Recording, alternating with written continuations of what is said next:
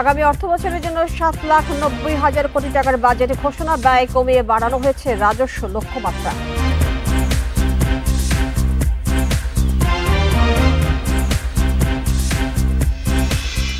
নতুন বাজেট ঘোষণা, মূল্যস্ফীতি 6.5% এবং জিডিপির লক্ষ্য 5.25%। বাড়ছে না বিদ্যুতের দাম।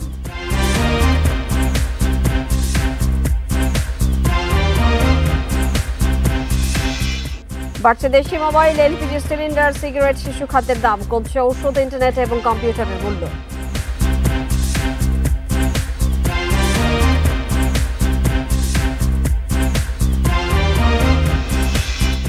রাজনৈতিক দলগুলোর সাথে ফের সংলাপে বসেছে ঐক্যমত্য কমিশন। জুলাই সনদ চূড়ান্ত করার লক্ষ্যে চলছে আলোচনা।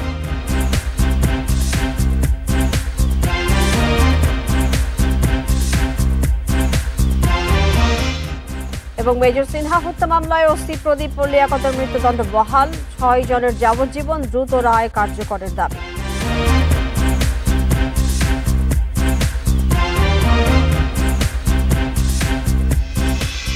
স্বাগত জানাচ্ছি বিরতির সংবাদ রাত 9টায় বাংলাদেশে। আপনাদের সাথে আছে মেয়ে মাহমুদা মৌমিতা।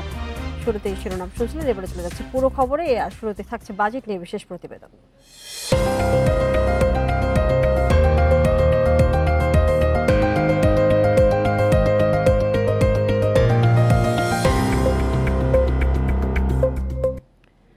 আগামী 2025-26 অর্থ বছরের জন্য বাজেট ঘোষণা করেছেন অর্থ উপদেষ্টা।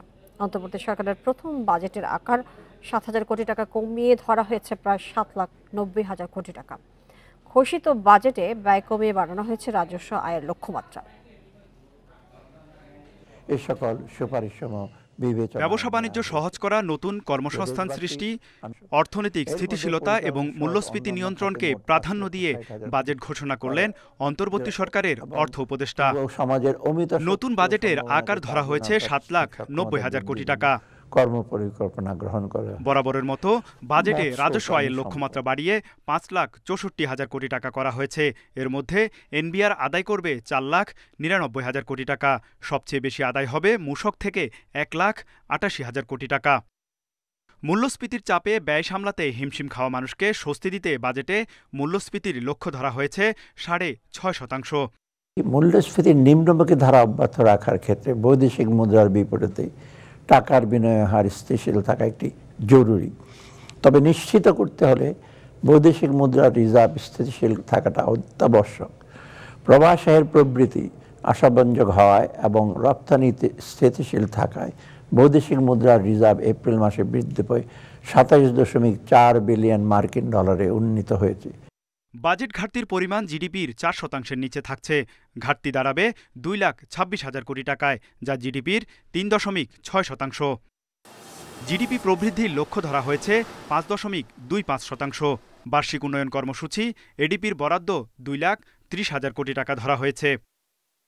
ব্যক্তি করদাতাদের করমুক্ত আয়সীমা নতুন বাজেটে অপরিবর্তিত থাকলেও 2026-27 অর্থ বছরের জন্য এই সীমা বাড়িয়ে 3,75,000 টাকা করা হয়েছে। গ্যাজেটভুক্ত জুলাই যোদ্ধা করদাতাদের ক্ষেত্রে করমুক্ত আয়সীমা 5,25,000 টাকা নির্ধারণ করা হয়েছে। এছাড়া আগামী অর্থ বছরের জন্য ন্যূনতম কর হার 5% এবং সর্বোচ্চ 30% করা হয়েছে। এছাড়া আগামী 2 করবর্ষ থেকে ন্যূনতম কর হার হবে 10%। উন্নয়ন বাজেটে দীর্ঘমেয়াদী প্রকল্প অন্তর্ভুক্ত করা হচ্ছে না এবং মাতারবাড়ি উন্নয়ন প্রকল্প ছাড়া কোনো নতুন মেগা প্রকল্প শুরু করা হচ্ছে না। Tauhid Rana, independent news, Dhaka. Budget 2025-26 নিয়ে আলোচনা করতে আমাদের সঙ্গে যুক্ত হয়েছেন বিশ্বব্যাংকের সাবেক মুখ্য অর্থনীতিবিদ জাহিদ হোসেন। জনাব জাহিদ হোসেন, আপনাকে স্বাগত জানাচ্ছি আমাদের এই সংবাদে। জানতে চাচ্ছি এবারের বাজেট কেমন হলো এবং সাধারণ জনগণ আসলে বাজেট থেকে কি পেল? বাজেট যদি একটা মুদ্রা হিসাবে আমরা ভাবি, এটার দুটা সাইড আছে। ব্যয়ের দিক থেকে বাজেটটাকে আমি বলবো মোটামুটি ভাবে গতানুগতিক। মানে আমরা যেই পথে চলছিলাম সেই পথেই আছি। এক বড় ধরনের কোনো চমক নাই, ছোটখাটো অনেক কিছুই আছে। আর অর্থায়নের দিক থেকে আমি বলবো এটা একদিকে উচ্চাভিলাষী, মানে মোট যে 5,64,000 কোটি টাকার যে লক্ষ্য, এটা খুবই উচ্চাভিলাষী। তবে পদক্ষেপের দিক থেকে বলবো সাহসী। জি, সেক্ষেত্রে আসলে জনগণ আসলে বাজেট থেকে কি পেল, সার্বিকভাবে কি মনে হচ্ছে আপনার কাছ আচ্ছা, থেকে? জনগণের ক্ষেত্রে আপনার মানে এখানে তো একটু ভেঙে দেখতে হবে, কারণ নানা ধরনের জনগণ আছে। তা আমরা যদি একেবারে দরিদ্র পর্যায় থেকে শুরু করি, তাহলে সেখানে দরিদ্র মানুষকে লক্ষ্য করে সুনির্দিষ্ট যে কর্মসূচিগুলো ছিল, যেখানে অনেকটা মানে প্রচুর সংখ্যা ছিল কিন্তু কার্যকারিতা পাওয়া যাচ্ছিল না, তো সেটাকে সুসংহত করে 140টা কর্মসূচিকে 100 নিচে নামিয়ে আনা এবং তার মধ্যে 38টাকে বেশি গুরুত্ব দেওয়া, যেগুলো দরিদ্র মানুষকে লক্ষ্য করে কর্মসূচিগুলি দেওয়া হয়েছে। তো সেইগুলোর উপর গুরুত্বের কথা বলা হয়েছে এবং বরাত মানে ভাতা এবং আওতা বৃদ্ধির কিছু উদ্যোগ বাজেটে আছে। এটা একেবারে নিম্ন পর্যায়ে যারা হতদরিদ্র, ধরেন 2-3 কোটি মানুষ সাথে এতে আছে। আপনি কি শুনতে পাচ্ছেন আমাকে? জি, আপনাকে শুনতে পাচ্ছি। জি, আপনার কাছে আমার দ্বিতীয় প্রশ্ন, এবার আমরা দেখছি দেশীয় অর্থনীতি থেকে বড় অঙ্কের ঋণ নেবে সরকার, এতে করে বেসরকারি খাতে বিনিয়োগ বাধাগ্রস্ত হওয়ার সম্ভাবনা কি আছে? সম্ভাবনা তো অবশ্যই আছে, কারণ এখানে যে লক্ষ্যটা ঘাটতির 2,26,000 কোটি টাকা, তার মধ্যে ব্যাংক খাত থেকে ঋণ নেওয়ার টার্গেট প্রায় 1,01,000 কোটি টাকার বেশি। তো সেইটা আমাদের ধরেন ডিপোজিট গ্রোথ যদি এর দ্বিগুণ না হয়, যেটা গত বছর হয়নি, 1,40,50,000 কোটি টাকার মতো ডিপোজিট গ্রোথ আমরা এই চলতি অর্থ বছরে দেখতে পাচ্ছি। তো আগামীতে যদি এটা না বাড়ে, তাইলে কিন্তু আপনি যে আশঙ্কাটা করছেন যে এর ফলে ব্যক্তি খাতে ঋণ প্রবাহের উপরে একটা চাপ সৃষ্টি হবে কিনা, কারণ সেখানে ট্রেজারি বিলের রেট বেড়েও যেতে পারে, আর সেটা বাড়লে তো ব্যক্তি খাতে ঋণ দেওয়ার আগ্রহটাও কমে যায়, কারণ ওগুলি তো ঝুঁকিবিহীন। আর বিভিন্ন মহল থেকে করমুক্ত আয়সীমা বাড়ানোর প্রস্তাব করলেও অর্থ উপদেষ্টা তিনি বাড়াননি। এতে করে তো করদাতারা কোনো রকম সুখবর পাচ্ছে না আসলে।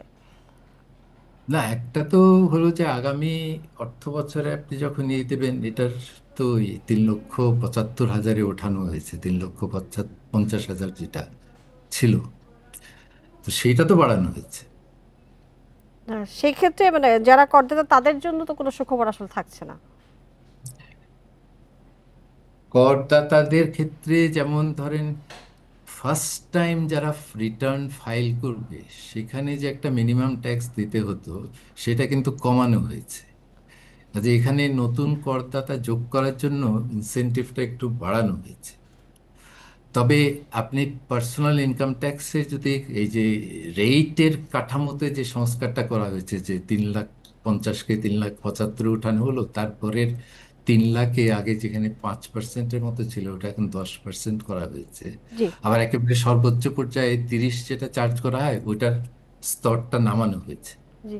তো সেই হিসাবে এই মধ্যবিত্তের উপরে আয়করের হারটা এই যেটা অব্যাহতির সুবিধা তো মধ্যবিত্তরা পাবে, কাজে নেট খুব একটা বড় ধরনের ইম্প্যাক্ট হবে বলে আমার মনে হয়, সুবিধা অসুবিধা যেটাই বলেন না কেন, জি, দুদিক থেকে। জনাব জাহিদ হোসেন, আপনাকে অনেক ধন্যবাদ আমাদের সাথে যুক্ত হয়ে এই বিষয়ে কথা বলবার জন্য। মূল্যস্ফীতি নিয়ন্ত্রণে আনাই 2025-26 অর্থ বছরের বাজেটে সরকারের মূল লক্ষ্য, তাই এবার বেশিরভাগ পণ্যের দামই কমানো হয়েছে। জনসাধারণকে স্বস্তি দিতে ধান, চাল, গম, আলু, পাট সহ বেশ কিছু নিত্যপণ্যের উৎসে কর কমিয়ে অর্ধেক করা হয়েছে, তাই এসব পণ্যের দাম কমবে। অন্যদিকে কনভেনশন হল, নির্মাণ খাত সহ অনলাইনে কেনাকাটার খরচ বাড়বে। বাজেট ঘোষণা হলেই মানুষের শঙ্কা বাড়ে কোন কোন জিনিসের দাম বাড়বে বা কমবে। এবার রাজস্ব বাড়ানোর পাশাপাশি ভোক্তার স্বার্থ রক্ষায় গুরুত্ব দিচ্ছে সরকার। এতে যেমন অতি নিত্য প্রয়োজনীয় পণ্যের উপর উৎসে কর কমানো হয়েছে, তেমনি বিভিন্ন পণ্যের ওপর শুল্ক ও মূসক বাড়ানো হয়েছে। আগামী অর্থ বছরের শুরুতেই মূল্যস্ফীতি 6-এর ঘরে নামিয়ে আনার লক্ষ্য সরকারের। তাই বাজেটে ধান, গম, আলু, পেঁয়াজ, রসুন, মটরশুঁটি, ছোলা, মসুর ডাল সহ বিভিন্ন নিত্যপণ্যের উৎসে কর 1 থেকে কমিয়ে 0.5 ভাগ করা হয়েছে। সার ও বীজের দাম কমানো হয়েছে। দাম বাড়বে না বিদ্যুতের। যা স্বস্তি দেবে সাধারণ মানুষকে। ইন্টারনেট ব্যবহারকে সহজলভ্য করতে উৎসে কর কমিয়ে অর্ধেক করা হয়েছে। এছাড়া মোবাইল অপারেটরদের টার্নওভার কর কমানো হয়েছে। কমানোর তালিকায় আছে দেশীয় স্যানিটারি ন্যাপকিন ও শিশুদের ডায়াপার। দেশীয় ব্র্যান্ডের প্যাকেটের তরল দুধের দামও কমানো হয়েছে। তবে আমদানি করা অতি প্রয়োজনীয় শিশুদের খাবার, দুগ্ধজাত পণ্যের দাম বাড়ানো হয়েছে। অনলাইনে কেনাকাটা করতে গেলে এখন খরচ বাড়বে, কারণ অনলাইনে পণ্য বিক্রির ওপর কমিশনের ভ্যাট হার ৫ থেকে বাড়িয়ে ১৫% করা হয়েছে। কনভেনশন হলের খরচ বাড়ায় বিয়ে, অনুষ্ঠান ও সেমিনারের খরচ বাড়বে। বাড়িঘর তৈরিতেও খরচ বাড়বে। প্লাস্টিকের তৈরি গৃহস্থালির বিভিন্ন পণ্যের দাম বাড়বে। চিকিৎসা খরচ কমানোর ইচ্ছা রয়েছে সরকারের, তাই বাজেটে হাসপাতালের বেড ও বিভিন্ন যন্ত্রাংশ, অ্যাম্বুলেন্স, ওষুধের কাঁচামালের দাম কমানো হয়েছে। দেশীয় শিল্প সুরক্ষায় মাটি ও পাতার তৈরি তৈজসপত্রের ভ্যাট অব্যাহতি দেয়া হয়েছে। উচ্চবিত্তদের জন্য এবারের বাজেটে খুব একটা সুখবর নেই, কারণ বিদেশি সবজি, ফল, কাজু বাদাম, শুকনা ফল, আপেল, নাশপাতি, coffee, chocolate, pasta, biscuit, chips, jam, jelly, juice, sauce, sea food, আমদানিকৃত মাছ ও মাংসের দাম বাড়বে। দাম বাড়বে অ্যালকোহল, সিগারেট ও তামাকজাত পণ্যের। দাম বাড়ার তালিকায় আরও আছে ওটিটি সেবা, এলইডি লাইট, সব ধরনের প্রসাধনী সহ বিভিন্ন পণ্য। ইফা তারা, ইন্ডিপেন্ডেন্ট নিউজ। আগামী অর্থ বছরের বাজেটে শিক্ষা খাতে বরাদ্দের প্রস্তাব ৯৫,৬৪৫ কোটি টাকা। গত বছরের চেয়ে মোট বরাদ্দ কিছুটা বাড়লেও প্রাথমিক শিক্ষায় তা কমেছে। সেই সঙ্গে শিক্ষা বাজেটে এবারও গবেষণায় জোর দেওয়া হয়নি দাবি করে হতাশা প্রকাশ করেছেন শিক্ষা ও গবেষকরা। সোমবার ২০২৫-২৬ অর্থ বছরের জন্য ৭,৯০,০০০ কোটি টাকার বাজেট প্রস্তাব করেন অন্তর্বর্তী সরকার। প্রস্তাবিত বাজেটে প্রাথমিক ও গণশিক্ষা মন্ত্রণালয়ের জন্য ৩৫,৪০৩ কোটি টাকা বরাদ্দ দেওয়া হয়েছে। গত অর্থ বছরে এ খাতে বরাদ্দ ছিল ৩৮,৮১৯ কোটি টাকা। গত বছরের চেয়ে বরাদ্দ কমেছে ৩,৪১৬ কোটি টাকা। শিক্ষা গবেষকরা বলছেন, বর্তমান সরকারের প্রাথমিক শিক্ষায় সবচেয়ে বেশি জোর দেওয়া উচিত, অথচ এই খাতে বরাদ্দ কমানো হচ্ছে, যা হতাশাজনক। যে বরাদ্দটা স্পেশালি করার কথা ছিল এবং বরাদ্দটা যাতে যথাযথভাবে কার্যকরীভাবে যাতে এটা কাজে লাগে, এই জায়গাগুলো মেকশিওর করার যে প্রসেসগুলো ছিল, এগুলো কিন্তু আমরা এখনো পর্যন্ত পারিনি। প্রস্তাবিত বাজেটে মাধ্যমিক ও উচ্চশিক্ষা বিভাগে বরাদ্দ বাড়িয়ে ৪৭,৫৬৪ কোটি টাকা করা হয়েছে, যা গত বছরের চেয়ে ৩,৪৫৬ কোটি টাকা বেশি। কারিগরি ও মাদ্রাসা শিক্ষা বিভাগে বরাদ্দ ১২,৬৭৮ কোটি টাকা, যা আগের বছরের মূল বাজেটে ছিল ১১,৭৮৩ কোটি টাকা। শিক্ষাবিদরা বলছেন, শিক্ষার মান উন্নয়নে সুনির্দিষ্ট পরিকল্পনা নেয়নি সরকার, অথচ সুযোগ ছিল গবেষণায় বরাদ্দ বাড়িয়ে নজির স্থাপন করা। যে কোনো দেশেরই উন্নয়ন এবং অগ্রগতির জন্য রিসার্চ অ্যান্ড ডেভেলপমেন্ট খাতে বিপুল বরাদ্দ থাকা উচিত। বিশেষ করে R&Dর সাথে আপনার জাতীয় উন্নয়নের একটা বিশাল সম্পর্ক। শিক্ষাকে যদি আমরা ইনভেস্টমেন্ট হিসেবে না দেখি, তাহলে তো এই জাতি কিভাবে আগাবে? শিক্ষা প্রতিষ্ঠানগুলো থেকে আমরা যে গ্রাজুয়েট তৈরি করছি, সেগুলোর পিছনে তো আমাদের অর্থ লাগবেই ভালো গ্রাজুয়েট তৈরি করা, তাহলে আমাদের সেখানে তো ঘাটতি থাকবে। বাজেটে এমপিওভুক্ত শিক্ষকদের বোনাস বাড়ানোর প্রস্তাব করা হয়েছে। নূরে আলম, ইন্ডিপেন্ডেন্ট নিউজ, ঢাকা। প্রস্তাবিত বাজেটকে গত সরকারের ধারাবাহিকতা হিসেবে বর্ণনা করেছেন বিএনপির স্থায়ী কমিটির সদস্য আমির খসরু মাহমুদ চৌধুরী। তিনি বলেছেন, বাজেটের মৌলিক বিষয়গুলোতেও গলদ রয়েছে। বিকেলে রাজধানীর হোটেল সারিনায় সাংবাদিকদের সাথে আলাপের সময় তিনি বাজেটের এই প্রতিক্রিয়া জানান। আমির খসরু বলেন, রাজস্ব আয়ের সাথে সামঞ্জস্য রেখে বাজেট তৈরি করা উচিত ছিল, কিন্তু তা হয়নি। বাজেটের আকার আরও ছোট হওয়া উচিত ছিল মন্তব্য করে তিনি আরও বলেন, এই বাজেট বাস্তবায়ন যে কোনো সরকারের জন্যই কঠিন হবে। ভবিষ্যতের সরকারের জন্য এটি বড় চ্যালেঞ্জ হবে বলেও মন্তব্য করেন আমির খসরু মাহমুদ চৌধুরী। আগের যেভাবে বাজেট চলে আসছে, মূলত সেখান থেকে আমরা খুব একটা সংখ্যার তারতম্য ছোটোখাটো হয়েছে, কিন্তু প্রিন্সিপালের যে বাজেটের যে প্রিন্সিপাল, ওই জায়গাটাই কিন্তু আমরা আগের মতো রয়ে গেছি। আপনার রাজস্ব আয়কে ভিত্তি করে আসলে বাজেট করা উচিত, তাহলে আপনার প্রাইভেট সেক্টরে মানি ফ্লোটা থাকলো, তার বিনিয়োগ থাকলো, এবং ইন্টারেস্ট রেটটা কমে আসলো। বিভক্তির জন্য বর্তমান রাজনীতি সৃষ্টি হয়নি, দেশের মঙ্গলের সাথে সবাইকে ঐক্যবদ্ধ হওয়ার আহ্বান জানিয়েছেন প্রধান উপদেষ্টা অধ্যাপক মোহাম্মদ ইউনূস। রাজনৈতিক দলগুলোর সঙ্গে জাতীয় ঐক্যমত্য কমিশনের দ্বিতীয় ধাপে সংলাপের উদ্বোধনী বক্তব্যে তিনি এসব কথা জানান। বিকেল 4:45টার দিকে ফরেন সার্ভিস সেক্রেটারিতে সংলাপের উদ্বোধনী করেন প্রধান উপদেষ্টা। এতে সংস্কার প্রক্রিয়ার সাথে যুক্ত সব রাজনৈতিক দলকে আমন্ত্রণ জানানো হয়। সভাপতিত্ব করেন ডক্টর ইউনূস।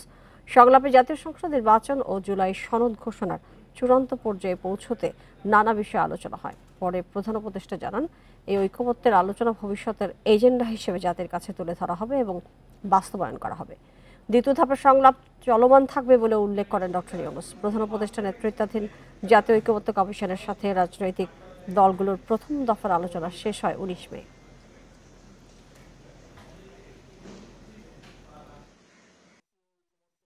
এই আলাপটা নিয়ে যেটুকু তফাৎ ছিল, দূরত্ব ছিল, সেই দূরত্বকে গুছিয়ে এনে যাতে আমাদের জুলাই সনদে বর্তমানে যতগুলো ঐক্যমতের বিষয় আছে তার মধ্যে যে আরো কিছু যোগ করতে পারে, দেখতে সুন্দর লাগবে, জাতীয় একটা সনদ হলো, অনেকগুলো বিষয়ে আমরা একমত হতে পেরেছি। জাতি হিসেবে আমরা গর্বিত জাতি হিসেবে দাঁড়াতে পারে যে আমরা তো এরকম বিভক্তিকরণের প্রক্রিয়ার মধ্যে রাজনীতি সৃষ্টি করিনি, আমরা সৃষ্টি করছি ঐক্যবদ্ধ হওয়ার।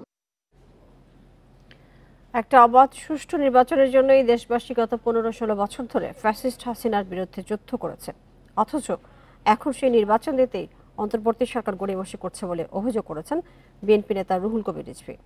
সরকারের এই মনোভাব দেশ এবং গণতন্ত্রের জন্য মঙ্গলজনক না বলেও মন্তব্য করেন তিনি। বিকেলে রাজধানী নয়াপল্টনে জাসাস আয়োজিত সাবেক রাষ্ট্রপতি জিয়াউর রহমানের 44তম শাহাদাত বার্ষিকী উপলক্ষে আলোচনা সভা ও দোয়া মাহফিলে এসব কথা বলেন তিনি। এতে প্রধান অতিথির বক্তব্যে রিজভী প্রধান উপদেষ্টার বক্তব্যের সমালোচনা করে বলেন, সরকারের প্রধান উপদেষ্টা নিজেই বিএনপিকে দূরে ঠেলে দিতে চাইছেন। বিএনপি সংস্কারকে অগ্রাহ্য করে না জানিয়ে বলেন, সরকার গঠনের পর 9 মাস চলে গেছে, সামনে আরও 5 মাস সময় আছে, চাইলে নির্বাচন আয়োজন করা সম্ভব, কিন্তু বিএনপি যেহেতু ডিসেম্বরে নির্বাচন চাই, তাই সরকার ইচ্ছা করেই নির্বাচন পেছানোর চেষ্টা করছে বলে অভিযোগ করেন তিনি।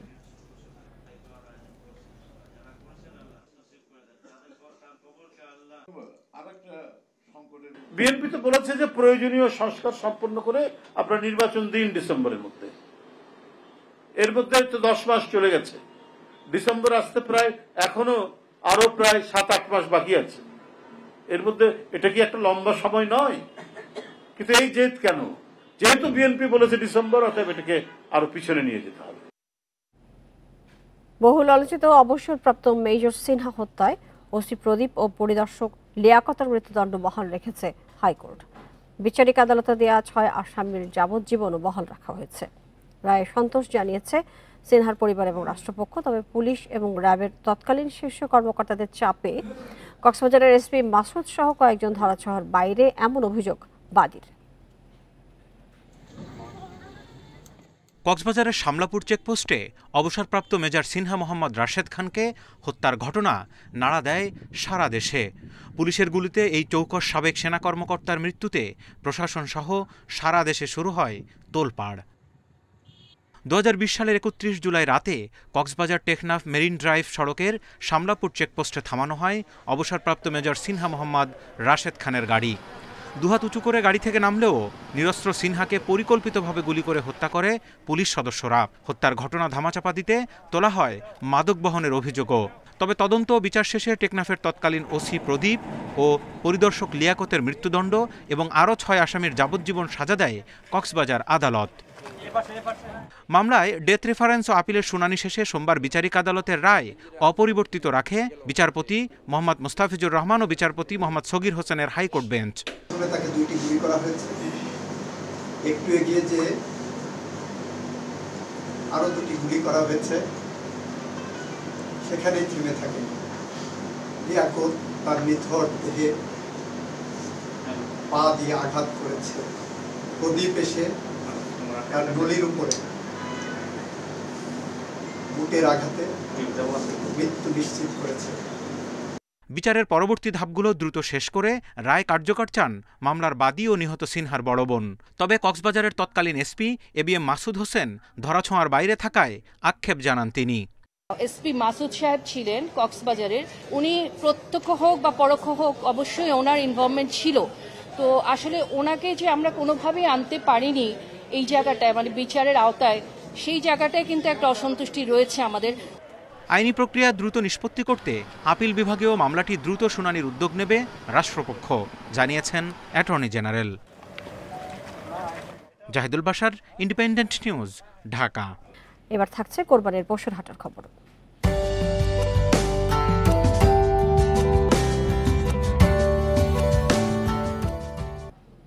রাজধানীর হাটগুলোতে কাল থেকে আনুষ্ঠানিকভাবে শুরু হবে কোরবানির পশু বিক্রি। এর মধ্যে বিভিন্ন জেলা থেকে হাটে এসেছে পশু। বরাবরের মতো দেশি গরুর চাহিদাই বেশি, তবে কিছুটা দাম বেশি বলে অভিযোগ ক্রেতাদের। এদিকে হাটে ক্রেতা বিক্রেতাদের নিরাপদ আর্থিক লেনদেনের জন্য থাকছে ব্যবস্থা। শেরপুর থেকে ৫৫টি গরু নিয়ে রাজধানীর তেজগাঁও হাটে এসেছেন রফিকুল ইসলাম। তার প্রতিটি গরুই ছোট এবং মাঝারি সাইজের। দাম আঁকছেন আকারভেদে ৯০,০০০ থেকে ২ লাখ টাকা পর্যন্ত।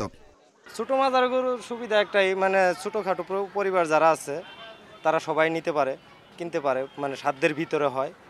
আর মাঝারি গরুগুলা মূলত সবসময় এমনি ক্রেতাদের চাহিদা থাকে। হাট ঘুরে দেখা গেল ছোট ও মাঝারি গরুই খুঁজছেন বেশিরভাগ ক্রেতা। এমনই একজন ওয়াসিউল্লাহ জানালেন ছোট গরুর দরদাম করার কারণ। বড় গরুতে আমাদের পোষায় না, আমার ছোট গরুই ভালো সবচেয়ে। নিজেদের ছোট পরিবার, ছোট গরুই ভালো। রাজধানীর সব হাটে ক্রেতাদের পছন্দের শীর্ষে ছোট ও মাঝারি সাইজের দেশি গরু। ভারত থেকে গরু আসা বন্ধ থাকায় খুশি ব্যবসায়ীরা। স্বাদ আছে, সাধ্য নাই, কারণ বড় গরু কিনতে গেলে তো ভাই 2 লাখ, 2.5 লাখ, 3 লাখ টাকা লাগে। কারণ আমরা 2-3 মিলাতেই গরু দেখো যে 1,20,000 হলে 40,000 করে, 1,20,000 টাকা করে। আমরা মিডিয়াম সাইজের গরুর জন্য এই জন্যই আমাদের এদিকে নজরটা বেশি। ছোট গরু মানে আকর্ষণ বেশি, মানে 1 লাখ কুরবানি দিব, তাদের জন্য ছোট গরু হলে তাদের জন্য ভালো হবে। এই জন্য আমরা ছোট ছোট গরু করে নিয়ে এসেছি। মধ্যবিত্ত ফ্যামিলির লোকরা যারা আছি আমরা অনেক বড় গরু কিনলে আমাদের পক্ষে সম্ভব না। মাঝারি ধরনের গরুটা দেখতেও সুন্দর, সব দিক দিয়ে সুন্দর। ক্রেতাদের অভিযোগ গত বছরের চেয়ে এবার কোরবানির পশুর দাম বেশি। আর ব্যবসায়ীদের দাবি গরুর খাবারের দাম বাড়ায় কিছুটা প্রভাব পড়েছে। 1.5 লাখ টাকা গরুর দাম 120, 100, 130, কিন্তু চালান উঠতেছে না, এই জন্য ব্যবহারের গরু ছাড়তেছে না। আমাদের গরুগুলা মনে করেন এগুলা সব দেশি গরু, আমরা খাদ্য ভুসি সম্পূর্ণ দাম বেশি, এই জন্য গৃহসারা গরুর দাম ছাড়তেছে না। আমরা কিছুটা বাড়তিতে গরুগুলো শেরপুর থেকে কিনে আসছি। এদিকে ক্রেতা বিক্রেতাদের নিরাপত্তায় হাটে মোতায়েন থাকবে আইনশৃঙ্খলা বাহিনীর সদস্যরা। ওয়াচ টাওয়ারের মাধ্যমেও চলবে নজরদারি। সার্বক্ষণিক সিসিটিভি কাজ করছে, সিসিটিভি নিয়ন্ত্রণে আমাদের হাটটাই। তার কোনো বিক্রেতাকে যেন কেউ কোনো রকমভাবে ভয়ভীতি দেখিয়ে টাকা পয়সা না নিতে পারে, এবং কোনো রকম তাদের জানমালের নিরাপত্তা ব্যবস্থার জন্য আমরা সকল ব্যবস্থাই আমরা এখানে গ্রহণ করছি। এবছর কোরবানির জন্য 1,24,00,000 পশু লালন পালন করা হয়েছে, জানিয়েছে প্রাণী সম্পদ অধিদপ্তর। Adilur Rahman, independent news, Dhaka. সরকারি চাকরি আইন সংশোধন অধ্যাদেশ বাতিল না হলে ঈদের পর কঠোর আন্দোলনের হুঁশিয়ারি দিয়েছে সচিবালয়ের কর্মকর্তা কর্মচারী ঐক্য ফোরাম। সকালে সচিবালয়ে বিক্ষোভ মিছিল শেষে প্রতিবাদ সমাবেশে এই হুঁশিয়ারি দেন ফোরামের প্রতিনিধিরা। বলেন, এই আইন দেশের স্বার্থে হয়নি, ঘুষ দুর্নীতিকে উৎসাহিত করতে করা হয়েছে। এটি কর্মচারী ও সরকারি বান্ধব আইন নয়। স্বল্প সময়ের মধ্যে অধ্যাদেশ সম্পূর্ণ বাতিলের জন্য প্রধান উপদেষ্টার কাছে দাবি জানিয়ে তারা বলেন, শান্তিপূর্ণ আন্দোলনকে দুর্বলতা ভাবলে সেটি ভুল হবে। সমাবেশে জানানো হয়, আগামীকাল অর্থ ও আইন উপদেষ্টার কাছে স্মারকলিপি দেওয়া হবে। আজ স্মারকলিপি দেওয়া হয়েছে স্থানীয় সরকার এবং তথ্য ও সম্প্রচার উপদেষ্টাকে। গত 25 মে রাতে সরকারি চাকরি আইন সংশোধন অধ্যাদেশ জারি করে সরকার। অধ্যাদেশ বাতিলের দাবিতে 10 দিন ধরে আন্দোলন চলছে সচিবালয়ে।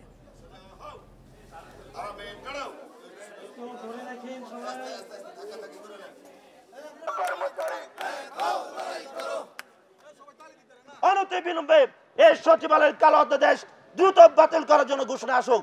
এটা আমাদের এই কর্মসূচি আমরা চলবে। আমাদেরকে অন্ধকারে রেখে আপনারা কোনো আইন বাস্তবায়ন করতে পারবেন না। বাংলাদেশিদের জন্য শিগগিরই ইন্দোনেশিয়ায় অন অ্যারাইভাল ভিসা চালুর চেষ্টা চলছে। এ নিয়ে দুই দেশ কাজ করছে বলে জানান সফররত ইন্দোনেশিয়ার উপপররাষ্ট্রমন্ত্রী আরমান্থা ক্রিস্টিয়ান নাসির। বিকেলে পররাষ্ট্র মন্ত্রণালয় উপদেষ্টার সঙ্গে সাক্ষাৎ শেষে তিনি এসব কথা বলেন। এর আগে রাজধানীর তেজগাঁওয়ে প্রধান উপদেষ্টার সঙ্গে সৌজন্য সাক্ষাৎ করেন নাসির। এ সময় দুই দেশের জনগণের মধ্যে যোগাযোগ বাড়ানোর উপর জোর দেন তারা। ইন্দোনেশিয়ার উপপররাষ্ট্রমন্ত্রী বলেন, ভৌগোলিক দিক থেকে দুই দেশ খুব কাছাকাছি হলেও সম্পর্ক এখনো নিবিড় হয়নি। এদিকে পররাষ্ট্র উপদেষ্টার সঙ্গে বৈঠকে বাণিজ্য, বিনিয়োগ এবং নবায়নযোগ্য জ্বালানি নিয়ে আলোচনা হয়েছে। এ সময় রোহিঙ্গা প্রত্যাবাসনে বাংলাদেশের পাশে থাকার আশ্বাস দেয় ইন্দোনেশিয়া।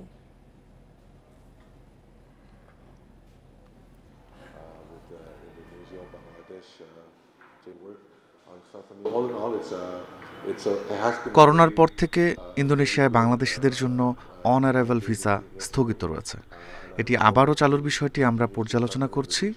আশা করি দ্রুতই এর সমাধান হবে। আসিয়ানে বাংলাদেশের পূর্ণ সদস্য পদ পেতে ইন্দোনেশিয়া সমর্থন দেবে। এই ছিল এখনকার সংবাদ। আরো বিস্তারিত জানতে চোখ রাখুন ফেসবুক, ইউটিউব এবং এক্সে। ধন্যবাদ সবাইকে সাথে থাকার জন্য।